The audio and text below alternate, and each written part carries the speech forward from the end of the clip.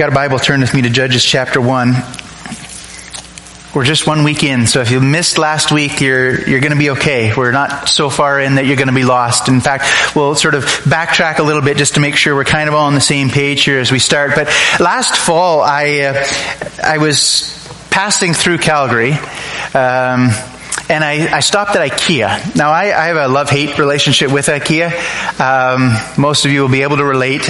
I don't like the feeling that I get when I go in. I think it's probably how most feels when they put it into those mazes, because you know that is like you need the map to get out, and it's like the smart people can figure out the shortcuts. The rest of us are wandering for hours through this building. But I needed blinds, so now you're going to see where the problem comes very quickly. I was on my own.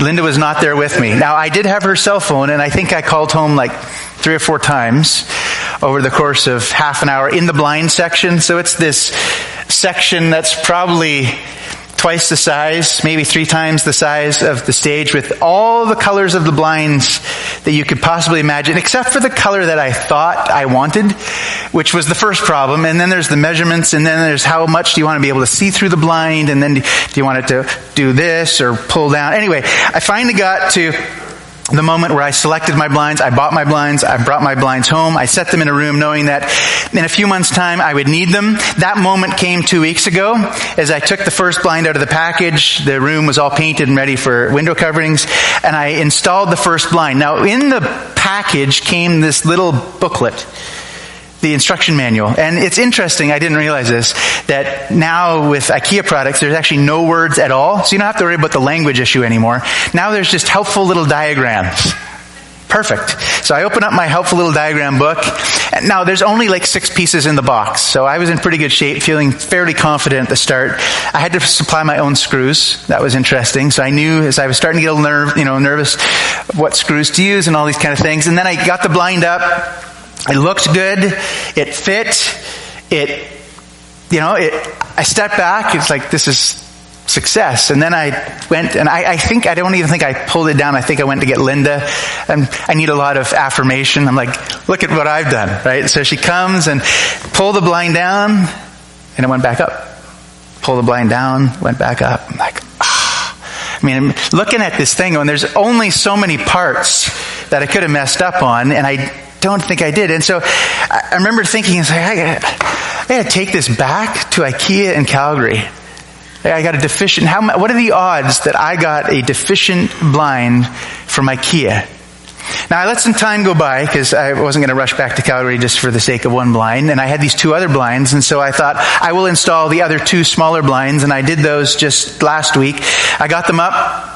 Same instructions, same blinds, same mounting, pulled them down, they went back up. I'm like, I got the 3 faulty IKEA blinds. And then I picked up the little instruction book. Now I had looked at the instruction. I got halfway through the instruction book before I realized, you know what? You got to be an idiot to need this instruction book.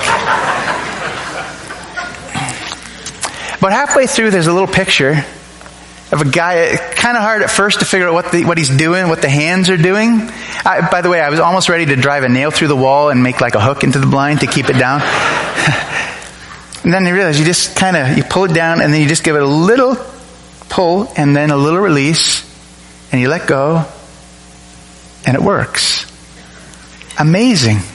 I'm not sure how it works. I don't understand the mechanism of why that worked, and 100 other things I tried didn't work. And the thought went through my head, you idiot, you did not follow the instructions. I followed half of them. But following half the instructions isn't following the instructions. Following half the instructions means you actually failed to follow half of the instructions. And in the spiritual faith realm of life, being half obedient means we're half disobedient. Half following Jesus means we're half not following Jesus. And you start to realize there are some serious things going on when we do things halfway. And really, in some ways, the story of Judges is people doing things halfway.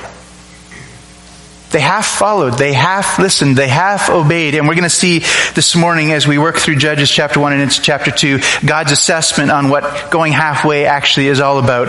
But that's our plan for today. We're going to try to get from chapter 1 verse 18 to chapter 2 verse 5. The quick summary, so we're all on the same page, goes something like this. God made everything that was very good. Mankind chose to sin and rebel and put himself in the place of God. That was very bad. God judged it.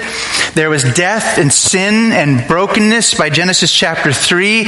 God, in his amazing compassion and mercy, didn't just say, I'm done.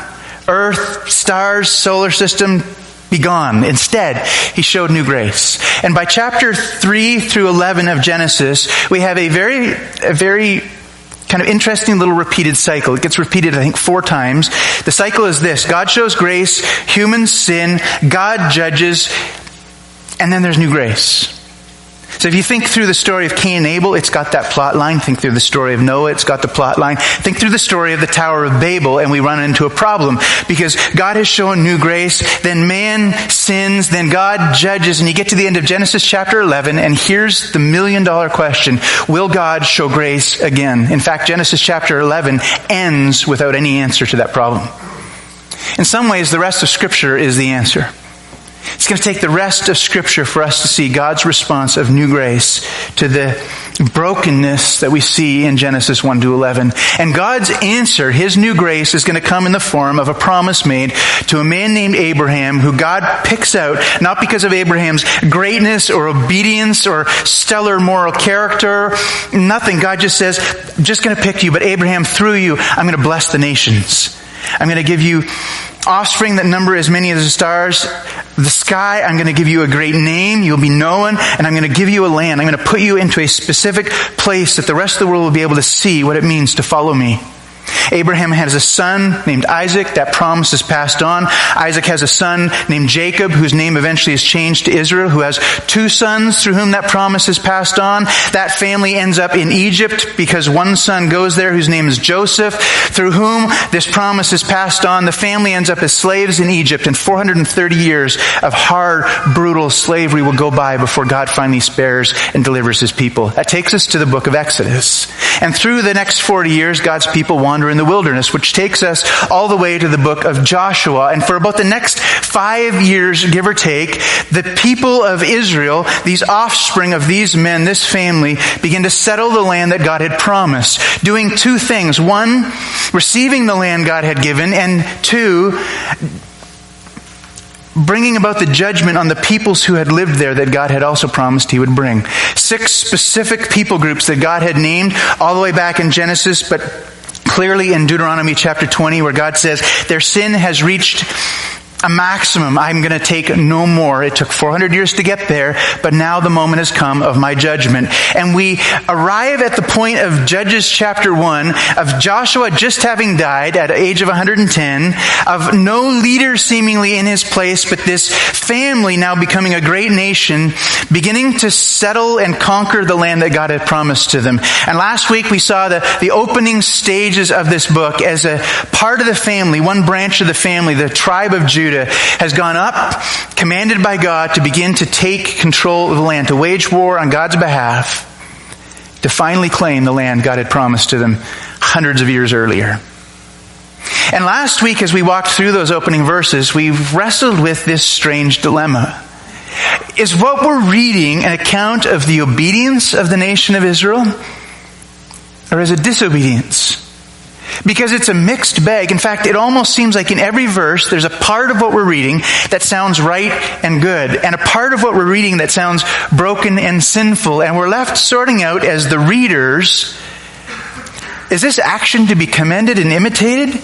Or is this sin that we're watching on display?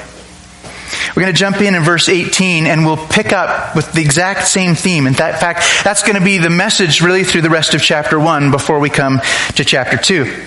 Verse 18, Judah, we're still with Judah at this point. Judah also captured Gaza with its territory, and Ashkelon with its territory, and Ekron with its territory. Again, one of these moments where we say, this sounds good. It sounds like they're actually obeying what God had commanded them to do. This was not optional. This was God's command. You must do this. Go and take the land, and Judah, you're first. So we've got a verse of obedience. And then the very next verse goes like this. And the Lord, verse 19, was with Judah. Again, that sounds good. God's with you. I mean, all of us want God with us. The Lord was with Judah, and he took possession of the hill country. But he could not drive out the inhabitants of the plain because they had chariots of iron. And all of a sudden, we're right back to this strange dichotomy. God was with them, and so they had victory. But one sentence later, the very thing that they're called to do, the very thing God promised to do, the very thing that God had already done. I mean, you go back to Joshua, we've already read an account in Joshua. These people would have remembered it. Some of them might have lived through it, where God had his people go and fight a superior enemy with chariots, and God worked in supernatural ways to deliver his people. God could do it, had instructed them to do it. And by Judges chapter 1, verse 19, they didn't do the very thing God had told them they must do. Are they obeying? Are they sinning? Is God with them? Is God opposed to them? Are they carrying out the mandate that God instructed to them? In part, but not fully. What are we to make of this situation? Verse 20, and Hebron was given to Caleb, and Moses had said, and he drove out from it the 3 sons of Anak. But the people of Benjamin did not drive out the Jebusites who lived in Jerusalem. So the Jebusites have lived with the people of Benjamin in Jerusalem to this day. 2 problems with that verse. Firstly, if you go back to verse 8, you discover that the tribe of Judah had already driven out the inhabitants of Jerusalem. And it seems like in verse 8 they had totally destroyed the city. And yet by verse 21, there's people living there who are Canaanites, and we're left saying again, what are we to do with this? Is Scripture just making mistakes? The answer is no. Are God's people being fully obedient? The answer is no. Are they being fully disobedient? Doesn't seem to be. They are waging war.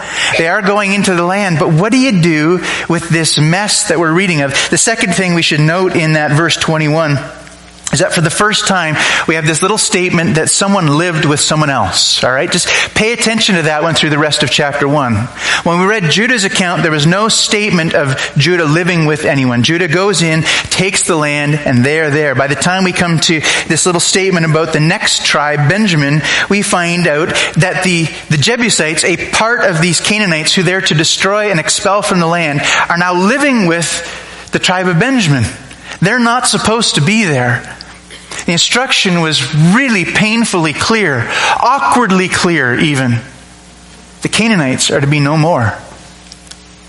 And yet, the Canaanites are now living with the very people of God who it seems like a verse before God is with. You start to get the sense of a problem growing here. The problem doesn't get any better. By verse 22, we kind of come to our second major part of chapter 1. So the first major part is Judah going up. That's kind of the language. Judah goes up to fight on behalf of the Lord and to take part of the land. Now, verse 22, the house of Joseph, you see the language, also went up. This time against Bethel. So Judah goes and fights the first major city, Jerusalem. Now Joseph is going to go up and fight another major city. We're talking about, I think it's about 15 miles, 30 kilometers, something like that away, Bethel. And the Lord was with them. Again, now we have one of these statements where it sounds good. Judah's gone up, but the Lord was with Judah, and they had victory. Now Joseph's going to go up, and the Lord is with him. So let me ask you, what do you expect? We should have victory. That's the plot. That's the structure to the book. You're being set up so that as a reader, we read this and say, I know what's going to happen next. I know what verse 23 should tell me. Verse 23 should just simply be a statement that the tribe of Joseph had victory over Bethel because God was with them. Instead, here's what we read. The house of Joseph scouted out Bethel. Now the name of the city was formerly Luz. The spies saw a man coming out of the city, and they said to him, "Please show us the way into the city, and we will deal kindly with you." And he showed them the way into the city, and they struck the city with the edge of the sword, but they let the man and all his family go. And the man went to the land of the Hittites and built a city and called its name Luz. That is its name to this day. Kind of a victory. Not the same kind of victory that Judah won. The Lord is with Judah. Judah went up. Judah won. The Lord is with Joseph. Joseph went up. And he sent out spies and makes a treaty. Lets a Canaanite go so he can rebuild his city, and kind of, sort of, almost partially wins a victory of sorts. You start to see the problem of what Judges chapter 1 is presenting to us. Now, one of the things I did in the early service, and I'll do it real quickly here, just so you kind of know if you're in a small group with someone for the early service what they're talking about. I was trying to show briefly something that's very common in the book of Judges. That is, the Judges is going to say things with words. Words are important. But Judges is also going to say things with structure, how the words are put together. Just like what I showed you there of Judah goes up because the Lord's with him and wins victory, and Joseph goes up because the Lord's with him and we expect victory. You see how there's kind of a parallel? And we're shocked that Joseph doesn't win the same kind of victory that Judah wins because everything else seems the same. Something's going on here from verse 22 to 26 that I think would have been obvious to anyone who had read this, who knew the story of Joshua particularly. And probably if you were a Jewish person for all time eternity, you read verse 22 to 26, you said, "Oh wow, I've seen this story before." This is the story of Jericho. The parallels are stunning, and yet not. Let me explain. If we were to kind of do that, I apologize. This is small, I know. It's just sort of to help you kind of picture it, not so you can read it. So if you can't read it from the back, don't panic. You'll get the point. On the one hand, we have the city of Bethel. The other, we have Jericho. Just kind of follow along the parallels in the two stories. I wrote them up so I don't mess up. Number one, in both situations, we get sort of spies going out to kind of do reconnaissance, right? So we start with spies. Joshua sends them out. The tribe of Joseph sends them out. Then the next thing is they encounter a Canaanite person in both situations. So there's a Canaanite. Over here it's a woman. She's a harlot. She's seemingly a prostitute from Jericho. Her name's Rahab. Over here, we're never given the man's name. He's just a man who lives in this town called Bethel, right? So you see the parallels happening here. Then what happens in both stories over here, they form, actually I'm going to write this bigger. I'll do it like this big. They form a hesed. There's your $1 million word. You can go show off this afternoon to all your friends. I learned a word in church today. It's the word used to describe the loyal love God has for His people. It's a covenant word. When that word shows up, it's usually the essence, the idea, the sense of it is that God is forming an agreement with people that He is going to commit Himself to and will never, ever, ever break. And it's a word that in English sometimes we translate as loving kindness or covenant loyalty, because it's hard to find one word in English that fully gets the whole sense of this, of God's firm commitment, a loving, merciful commitment to do something. The people of Israel form this commitment with this woman. By the time we get to Judges, we find the people of Israel forming that commitment with that man. You start to see the parallels. They're the same story. Different cities, different people, but it's the same story. Here's the problem over here. By this point, God has says, when you go into the land, there's only two things I require of you. Number one, do not form a covenant with anyone. You go read the language all through Deuteronomy and Numbers. God says, when you get to the land, here's the things. Two things. Remember these two things. Don't form a covenant. Second, destroy all the altars. Like if you do nothing else, don't fail in those two things. What do? They form a covenant with this man. The one thing they're not supposed to do. Now, the stories continue. In this case, Rahab, our Canaanite woman, the harlot, she helps She helps the Israelites in their attempt to take Jericho. In this case, the Canaanite man, he helps the Israelites in their attempt to take Bethel. Here's where things get a little bit different. In this story, Yahweh, the Lord, he wins a great victory, doesn't he? He's really not helped all that much by anyone. They march around Jericho. You remember the story? Around and around and around. God works. Victory happens. The Canaanite woman plays a very minor role in the victory. But all of a sudden in this story, you notice the missing character? The Lord's gone. We don't read in there that the Lord did something supernatural or miraculous. They waged war, they found a way in, and the people helped by a Canaanite take the place of God. God sort of disappears from the scene. Back to this story, this woman then becomes a part of Israel. She becomes a part of the covenant people of God. And we would expect in this story, this Canaanite man to look and say, wow, look what the Lord has done. You have captured this city. I want to be a part of the people of God. Isn't that how we would expect the story to play out? Instead, what does he say? Well, he doesn't. We don't read this. He says, hey, would it be all right if I go and just build myself another city? Just kind of call it the same thing it used to be called, and I'll just carry on being the kind of person I used to be. I'll just continue to be a Hittite. And the Israelites say, sure, I guess there's no problem with that. He goes and he builds another Hittite city. I mean, the Israelites are supposed to go into the land to get rid of the Hittites, and now all they've done is just kind of relocated them down the street.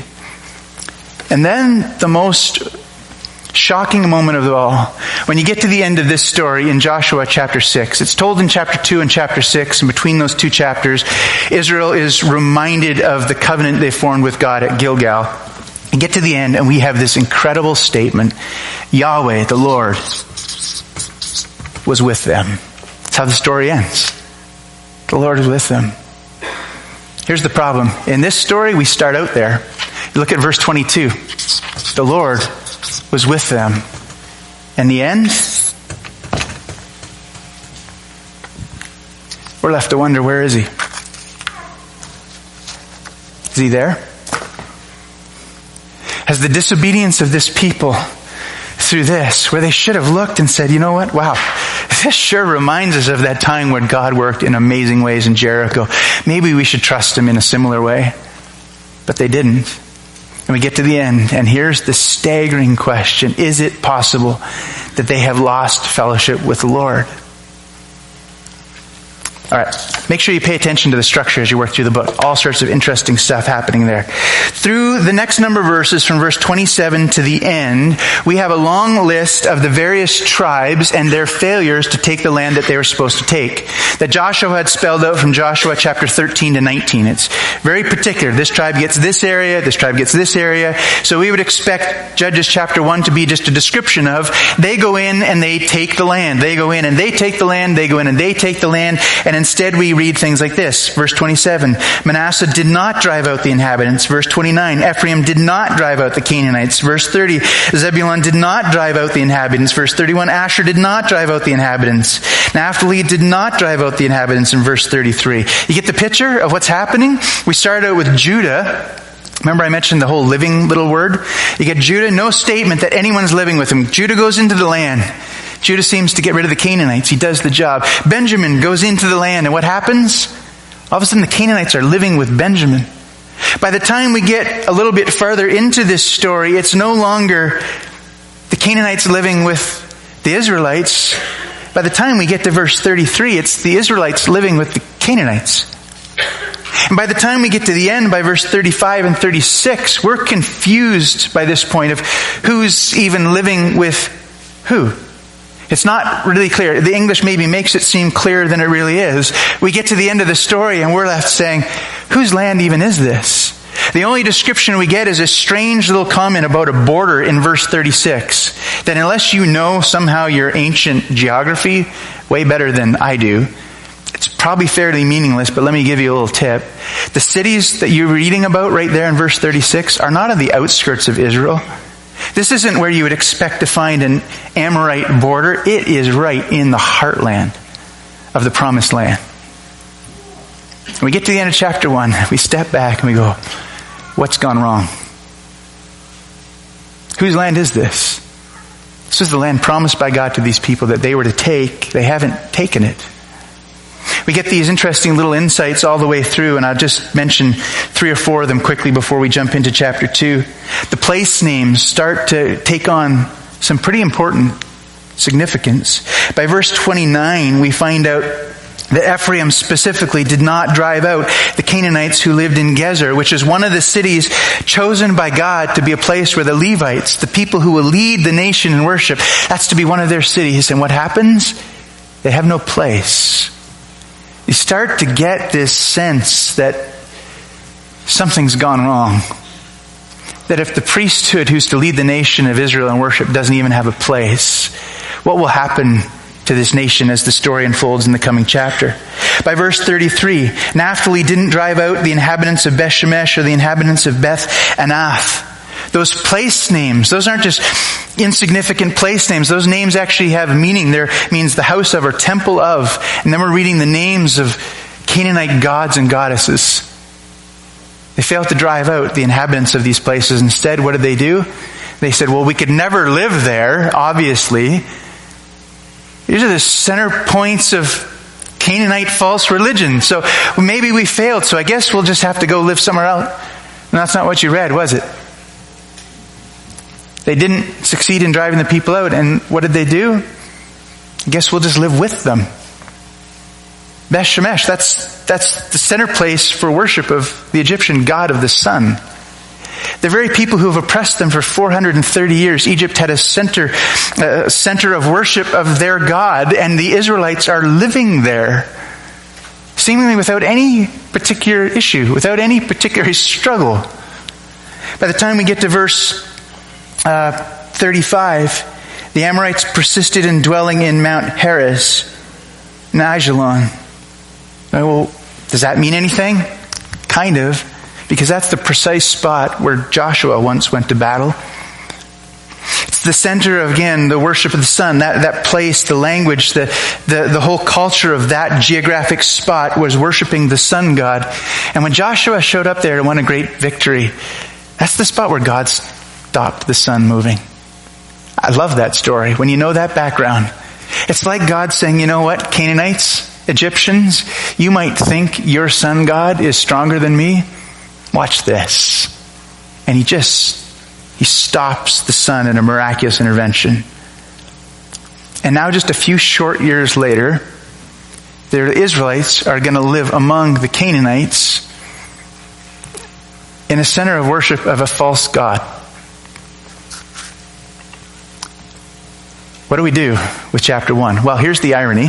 We're not told in chapter 1. There's no narrative comments. There's no moment in chapter 1 where it says, Israel did what was evil in the sight of the Lord, or something like that, where we would get a clarity of what do we do with this situation. It's not until chapter 2 where we get our clarity. Let's look quickly here. Verse 1. Now the angel of the Lord, or messenger of the Lord, we're not sure exactly the nature of this messenger yet. That's going to become clearer further on. Went up from Gilgal to Bochim, the place of weeping. Now why Gilgal? Well, that's the place where Israel formed the covenant. It's not that angels live at Gilgal, and that's where they have to travel from. There's a significance to the description. Here's this angel coming from the very place where Joshua had been, and the nation of Israel had pledged themselves in a covenant to the Lord. It's the place where they set up a monument of stone saying, we remember right here we formed a covenant, and we pledged that we would never break it. God sends a messenger from Gilgal. And the messenger comes, and here's what the messenger says. I brought you up out of Egypt, brought you to the land I swore to give to your fathers, and I said, I will never break my covenant with you. And you shall make no covenant with the inhabitants of this land, and you shall break down their altars. Again, what are the two things that God was pretty insistent on? Numbers, Deuteronomy, there they are, right again. No covenants, break down altars. But you have not obeyed my voice. What is this you have done? So now I say, I will not drive them out before you. They will become thorns in your side. Their God shall be a snare to you. God comes, and now he brings clarity to chapter 1. What was chapter 1 all about? What were you reading? You were reading a record of the disobedience of the nation of Israel. See, half obedience in the eyes of God is actually not obedience at all.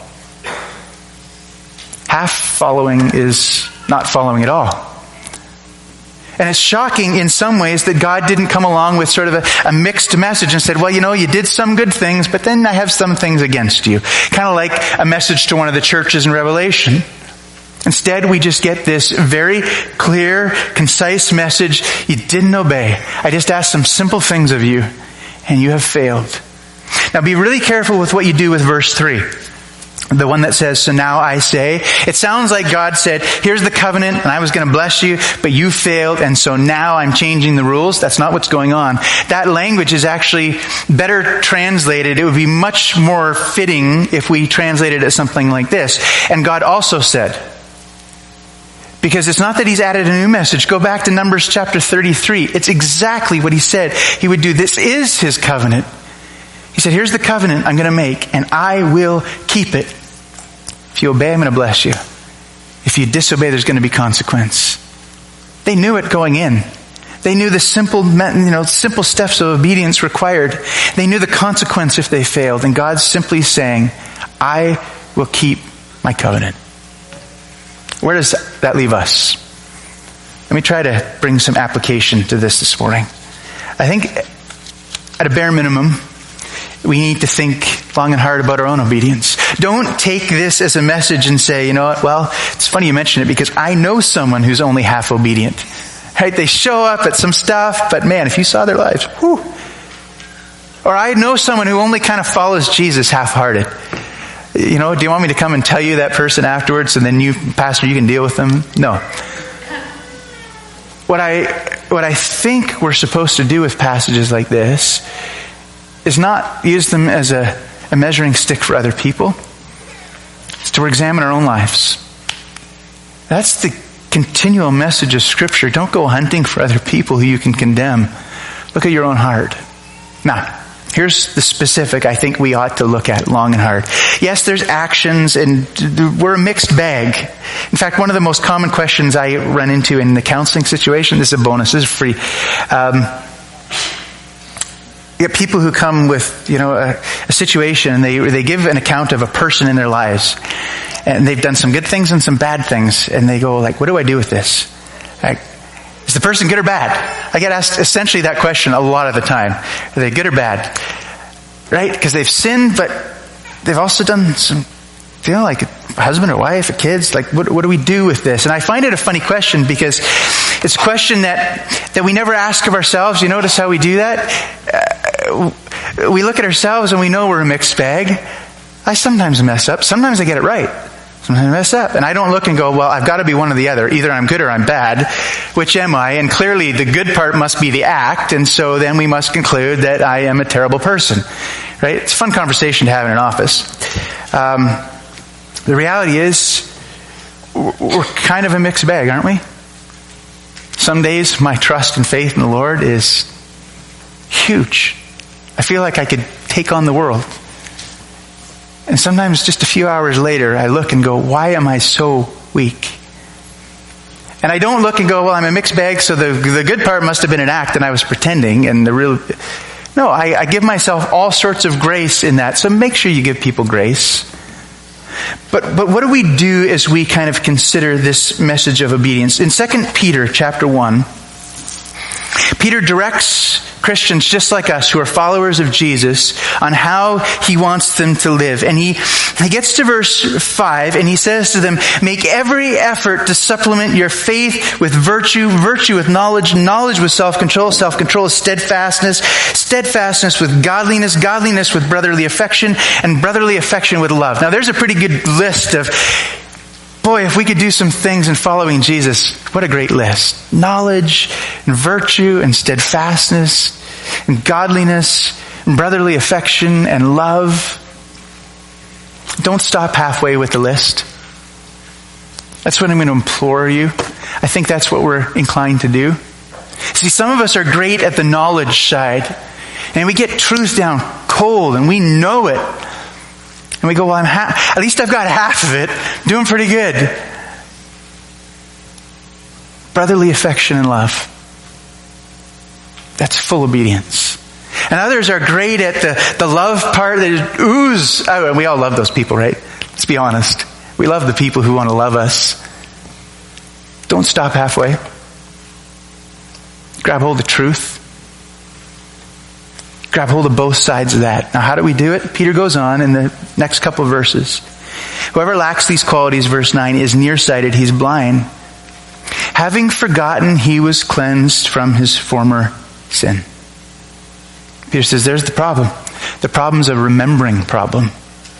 And isn't it interesting in Judges chapter 2, when the messenger comes and says, here's what's happened.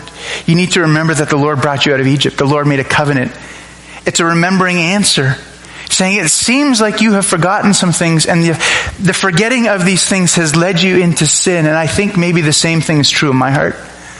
It's when I start forgetting some things that I'm inclined to start following halfway or obeying halfway. Jerry Bridges, who's, I think, a great Bible teacher. No one's perfect, but I like his stuff. He, at the age of 75, which isn't that old, be careful of this one, he's quite young. He wrote, and he was asked kind of how to finish well. Here's what he wrote. Over the last few years, I've given a lot of thought to how to finish well. A number of things could be said, but I've come to the conclusion there are 4 fundamental actions we need to take to finish well. Here they are. Number 1, a daily time focused on communion with God. You want to fully obey, you want to fully follow, there's no shortcut. Daily time in God's Word where you're communing with Him. Number 2, daily appropriation of the gospel. Not just that the gospel's for lost people out there and we need to share the news. The gospel is for this person right here. When Paul says to the Galatians in chapter 2, daily, it's like every day I dwell in the gospel that Jesus Christ gave Himself for me. That's not just for people out there. He says that's how I live. Because every day we wrestle. Every day we fall. Every day we need to get back up. The gospel is the answer to that. Third, a daily commitment to God as a living sacrifice. Every day waking up and saying, Lord, I'm yours. Yet again today. Romans 12, that's that Romans 12 language. A continual, ever-present realization that I have been purchased, I'm bought, so my life is now a daily, continual, living sacrifice to the Lord. Number 4, a firm belief in the sovereignty and love of God. Because life is difficult. And if you lose your grip on the sovereign, loving God, the difficulties aren't going to make sense. A firm belief in the sovereign love of God. So we come to an end, though. Let me just point you to hope. You see, there's a problem in Judges chapter 2. Again, it's one of those ones that doesn't seem to quite show up the way it ought to in my English version. It's a question right at the end of verse 2. And my translation puts it this way: what is this you have done? That's not very accurate. I think a way better way to put it would be something like this: what am I supposed to do next? Here's the problem with the covenant. God says, I will bless you. I'm going to keep it. There's never a doubt. But I'm not going to bless disobedient people. It's not going to happen. I will bless you. I'm not going to bless disobedient people. Judges 1, what have we got? God's people disobeying. And God poses the question, what will I do next? How do I keep these things when you won't obey? Let me tell you the answer quickly. The answer is going to be Jesus. The answer is going to be that it will cost God His life to do that.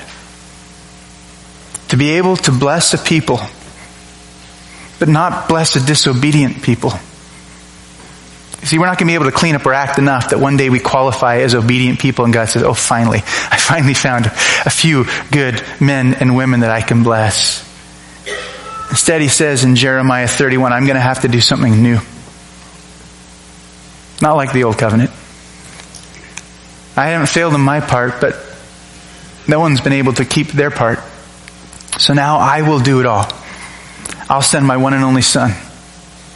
And he will die in your place, fulfilling perfectly my justice, living perfectly in obedience, and offering the whole thing as a gift, not earned, not a moment of it earned, because we would fail utterly. No one would qualify. Instead, the whole thing just being a gift where God says, you know what? Here's a new covenant. A new covenant I've sealed in the blood of my Son. A covenant, same word, this one, that I will keep if you just receive it as a gift. Isn't that great news, Emmanuel? We have that kind of covenant.